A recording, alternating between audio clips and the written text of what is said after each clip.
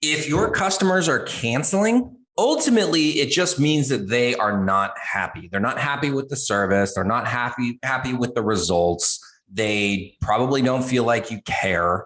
And so that's a sign of all these other problems that are occurring between the relationship between you and them. So let's talk about some of the reasons really quickly why people cancel. The first thing is that they have the wrong expectations as to what they're going to receive from you, right? Let's just take an example, SEO agencies. If the client thinks that they're going to get the results from your SEO campaigns in 2 weeks, clearly they have the wrong expectations and they're going to be disappointed. Whose responsibility is it to set the right expectations? It's yours, the agency. The next thing is they don't trust you. If you're not communicating with your client, your new client consistently, and essentially confirming to them that they made the right decision to hire you, then eventually that distrust is going to get bigger and bigger and bigger. And then they're not going to trust you and they're not going to feel like you understand their business. And then they're going to cancel. And then the last reason they're going to cancel is because, or the last couple of reasons, it's because you're not getting them results. So when you, and this kind of ties in with the expectation things as well, if the business gives you money,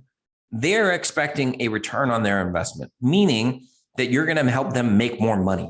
That's the name of the game. It's not to make creative shit or like win some award from all your peers or whatever. The name of the game is getting results for customers.